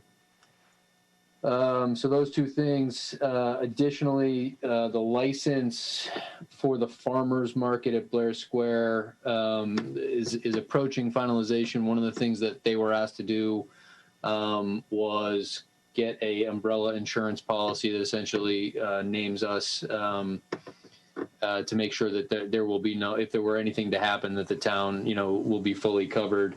That was the last step that Mr. Blair and the Friends of the Community Farm Group, who will be the licensee, needed to do, and so we are progressing on that license agreement. Finally, the COA director is scheduled to start on April 5th. So for the COA budget, I will send to the liaison and the chair where that sort of final salary is, because it will slightly adjust the budget. I'll give you those numbers that we can discuss, but also, obviously we're excited. Linda will continue with us. One of the things that we did at the December town meeting was make sure that we would have some capability to keep Linda on to help with the transition on sort of a consulting basis as she transitions to retirement. And then, so the new person, Lisa Borchetta, will be starting on April 5th, and we'll have that transition period. So those were the updates that I have at the moment. Okay. Any questions for Travis? Okay, Mr. Alfred, go ahead. The only thing I just, would like to note is that, I did notice that there's at least one study on the warrant article for the DPW, and I just want everyone to think, the select board and everyone to think, when we had the conversation last year about the studies that we were voting to recommend to the town meeting, the water study, the sidewalk study, and then another water study. I think I think that the comment there was a comment about how we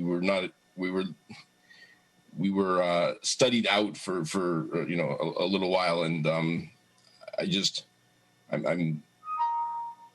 I'm still concerned that there's no sort of prioritization. I realize that there's sort of the need, and there's the DPW trying to figure out where things are going to go and everything, and I get that, but I sort of thought that the select board had prioritized the sidewalk study and the water study over the DPW back then. And the last thing I'd like to want to do is spend $75,000 or whatever it's going to be for a DPW study, and then have it sort of sit on a shelf for 5 to 10 years because we don't have the money to actually do anything with it. So if in fact that is the prioritization. On the flip side, if they now are prioritizing the DPW study, well, I have other issues with that, because why did we just do the water and the sidewalk study? But I want everyone to, again, we've had these conversations with all the other boards today about, limited amounts of money, trying to be creative with what we have.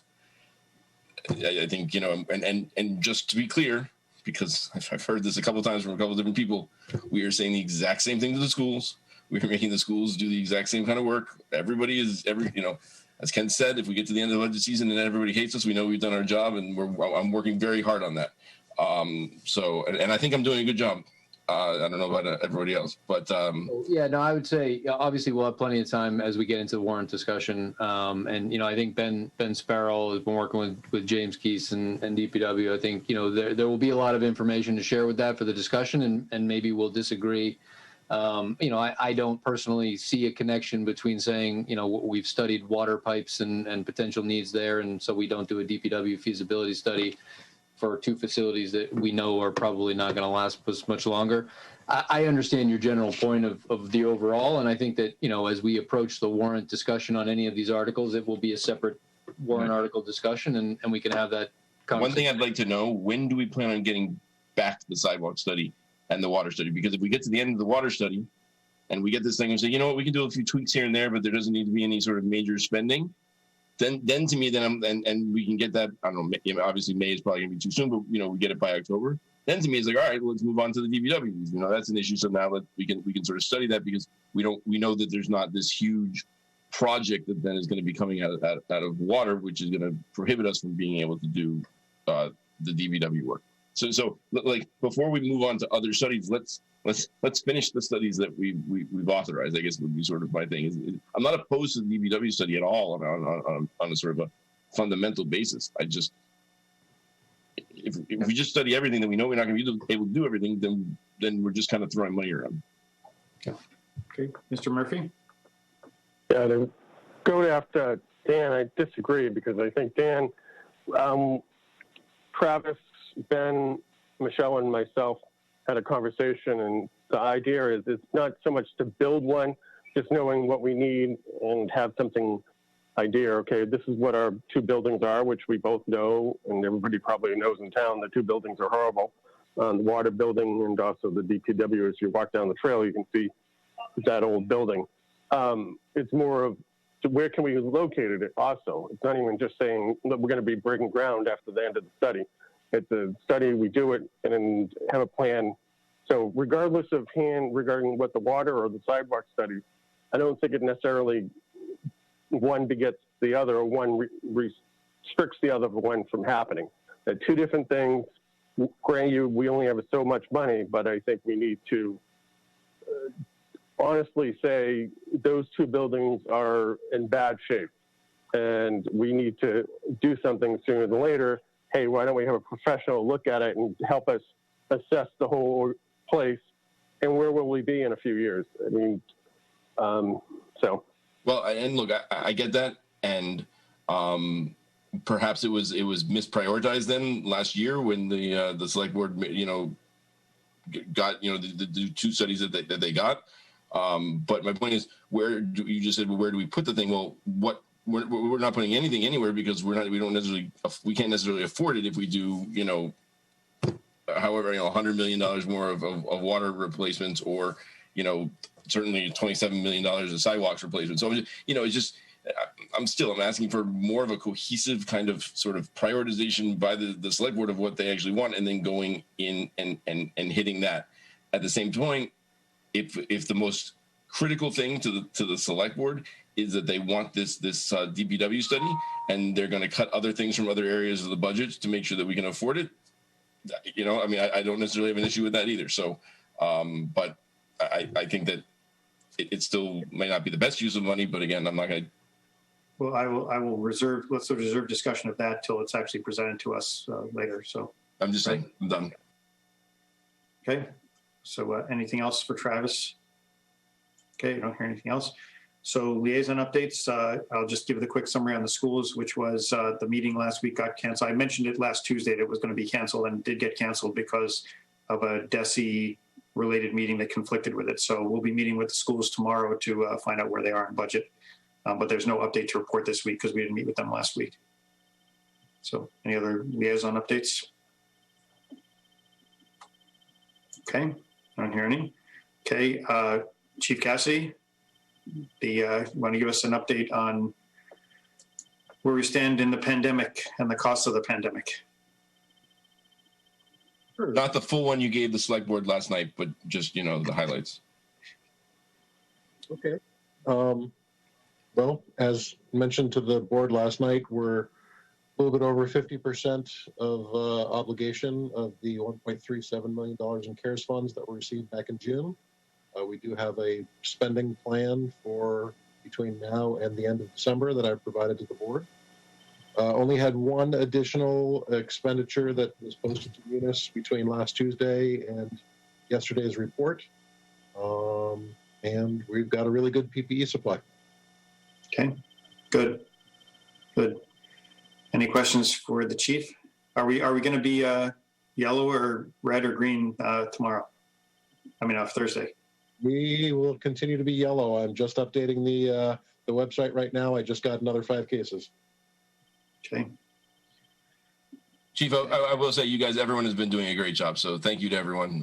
Really do appreciate that. And I was not trying. I was trying to be a little bit tongue in cheek, but there are so many people to thank that it's just yes. Okay, Michelle. I really don't understand the American Rescue Plan. Am I the only one? I don't think anybody does yet because there hasn't been kind of the usual. Here's the official way. As you know, with the CARES Act, right? When they passed it, we went through the same thing. It's like, okay, here's this big law. And then there came guidance from administration and finance that said, okay, here's how it's going to work. And here's what you're going to require, right? Here's our interpretation of the law and what you're going to be required to do. Unless Travis has gotten something new in the last day, I don't think we've gotten some stuff from our from our federal representatives and stuff, but I think that there's still a lot of questions. And so everybody's kind of waiting for that. Where's the document that says, okay, this is how we read it and how you should interpret it? Okay, so it's not just like I'm stupid. No, it's not just you. What I sent you from Congresswoman Clark's office, I think was quite honestly, I think they're being helpful as they can in what they're providing. So I wanted everybody to have access to that. The MMA is taking a crack because people keep saying, communities are saying, what does this mean for me? So the MMA took a crack. I sent that to you as well. But I think, there's a lack of clarity, certainly. I would hope in the, it's going to turn around very quickly here, but I think there isn't really an understanding of if it's going to work like CARES, if it's going to be simply, money to the town that is sort of unencumbered, which would lead to other issues that we have with fiscal years and all types of issues. So it might be, quite honestly, that they don't even know how it's going to be distributed. But no, you are not the only one. We're waiting for more information. Yeah, because I mean, I made a screenshot and it's like you could use it for sewers, and I'm like, what does this mean? Yeah. That's why I said this is one of those things where, that's why I said at the beginning, I think that what's going to happen is there are going to be so many questions that at some point the federal government will do what they always do and say, it's like this, right? You go get if you hire an auditor and the auditor says, this is how I'm going to interpret these receipts or whatever, right? Then you know how to prepare it, right? So we're waiting for the federal government, basically the auditing people to say, from the federal government to say, okay, this is how we read the law and how you can use it, so that when you submit your documentation, we're going to say it's okay. So once that guidance comes out, that'll tell us what we can do, right? I mean, I spend my days doing federal contracting, and I don't look at I look at CFRs. I don't look at, it's the CFRs that I look at, which are administrative, not. Yeah. You know what I mean? It's you said we can get sewers though, so let's go. Don't start that. We just paid off the sewers for the sewers we don't have. So right? I think we did. Didn't we pay that off last year or something like that? So, okay, Chief Cassidy. Yes, thank you. And to the chair's point with regards to the fact that they passed the CARES Act and then later the guidance came out, I did let the board know last week that just A and F guidance alone has changed 16 times since last spring, and that does not include changes to FEMA guidelines, which were issued in September and in January. So just as confused as you are right now, I predict that 9 months from now, we will have additional confusion because they will continue to change the rules. Yeah. Thank you for that clarity. Absolutely. Just something to look forward to. Yeah. Yes. So, okay. Any other questions for the chief? Okay. Thank you very much, Chief. Okay.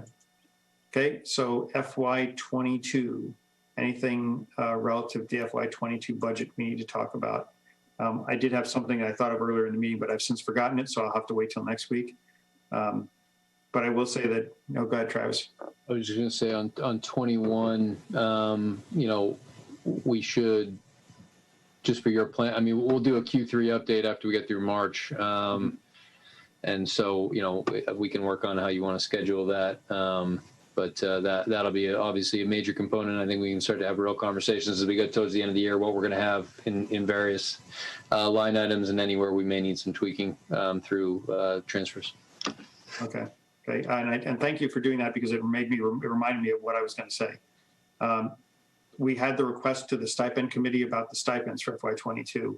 I did hear back from the chair, and she said she will attend. We worked out, I said, we have schools coming in next week, so I'd prefer not to do it next week. So March 30th, she'll be in to discuss the report. She said she will, I think we may already have it. I think Travis sent it to us already, but she said she'll send out, just to make sure, she'll send it to the report to the whole committee for perusal ahead of time, and then she'll come in to discuss it on the 30th.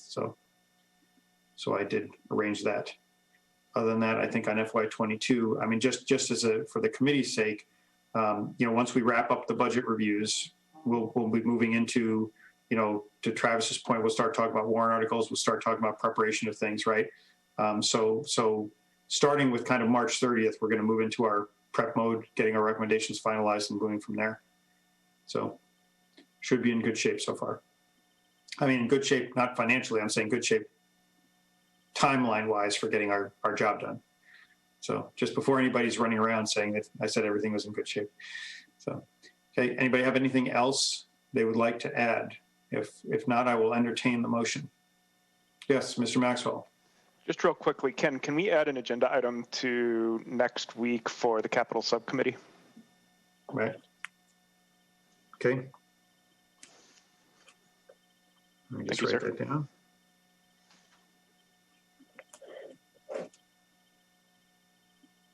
Okay, and that's for 3/23. Okay, Done. Anything else? Okay, then I'll entertain a motion. Motion to adjourn. Second. Okay, that is not subject to discussion. We'll proceed to a vote. Ms. Ziemer, Yes. Mr. Maxwell, Yes.